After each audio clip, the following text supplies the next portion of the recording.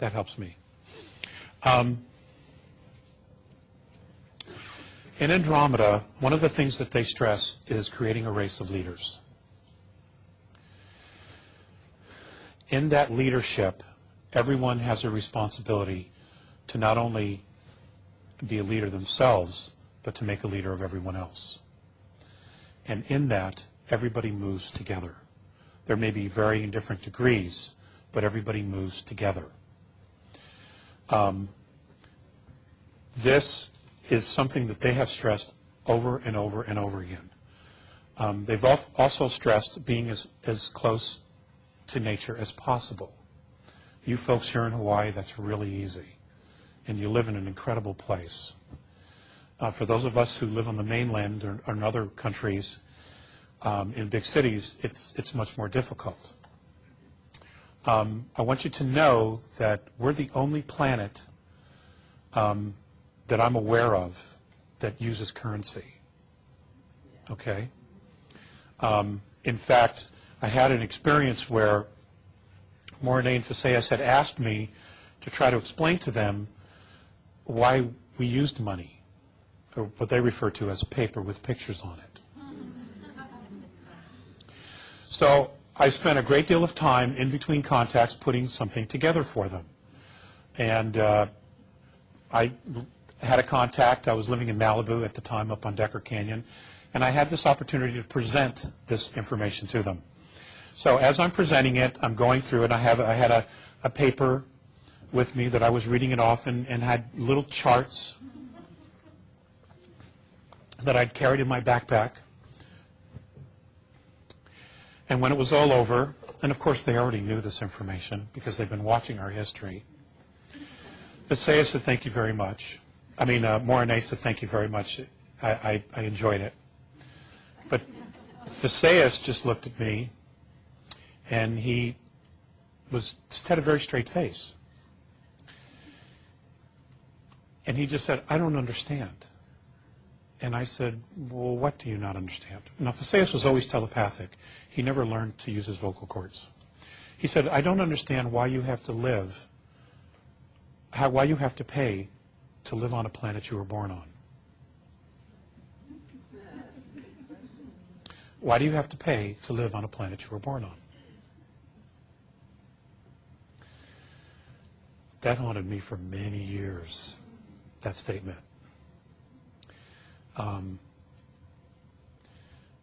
Because, how do we unravel that? What do we create in order to drop that paradigm? And how do we create it? Who's going to step up and say, you know what? We have fought wars over money. We have fought wars over gold. We have fought wars over this and fought wars over that. We have nearly destroyed the planet. We have destroyed species. We're destroying humanity. And it's all over power, wealth, and things like that. How do we move from this paradigm to the next paradigm? How do we do it?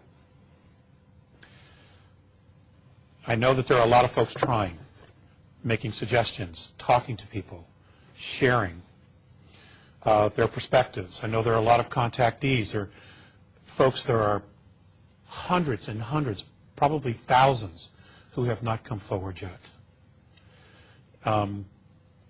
The extraterrestrial civilizations have given up on the governments of the world, of Earth, a long time ago. The only ones that are actually fully integrating with a lot of the Earth governments, you don't really want to meet anyway. So,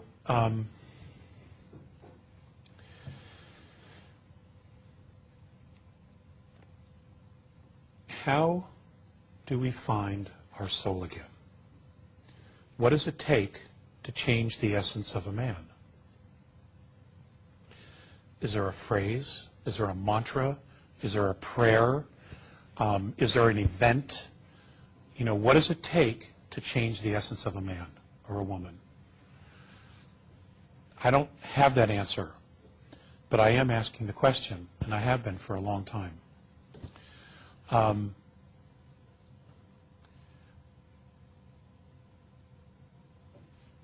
many of us, and I'm not necessarily referring to the folks in the room here, many of us have completely lost our way. We know a lot of good people who would do anything for us as friends, but they simply don't have a clue.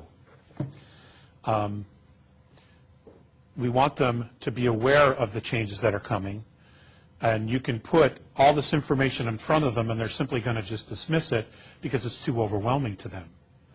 You know, they have to take it in little bites and little slices.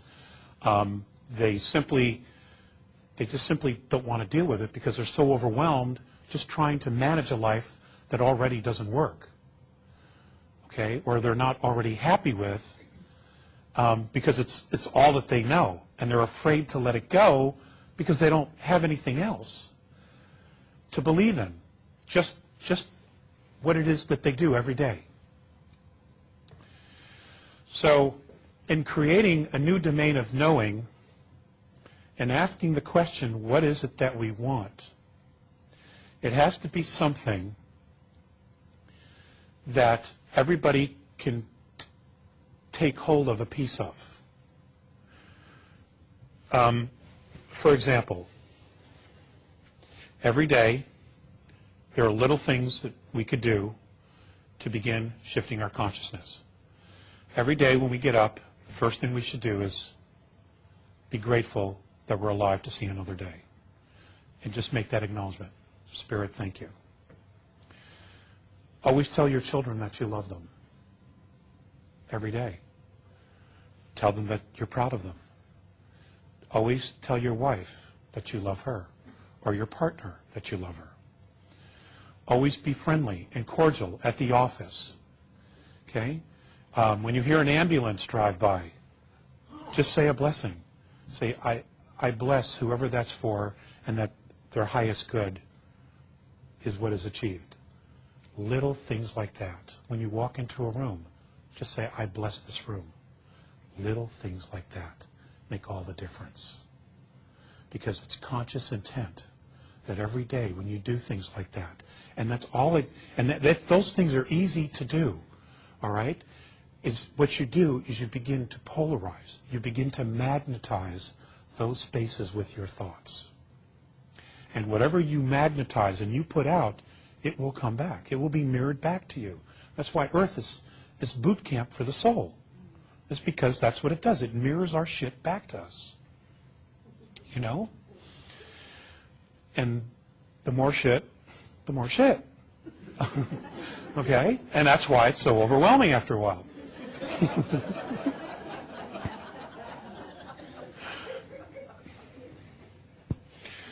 So it's little things. You know, and I share that because these are things that, you know, I've had to try to do, and I struggle to remember them every day. You know, but these are little things that I can do. You know, I bless my food, you bless your coffee. What you do is you just get into a space of blessing everything. And it does, in fact, change the frequency. It will change the people that you work with. It might take a little bit of a while, but these are simple things. It's just, you know, like the movie The Secret said, it's an attitude of gratitude. Okay? But they're just little things that you can remember to do every day. At lunchtime, go for a walk. Don't sit in your cubicle, but go for a walk. Go outside. When you go to the bathroom, if you work in an office, when you're done, instead of going right back into your office to your cubicle, go downstairs, go outside, loop around the building, and come back in.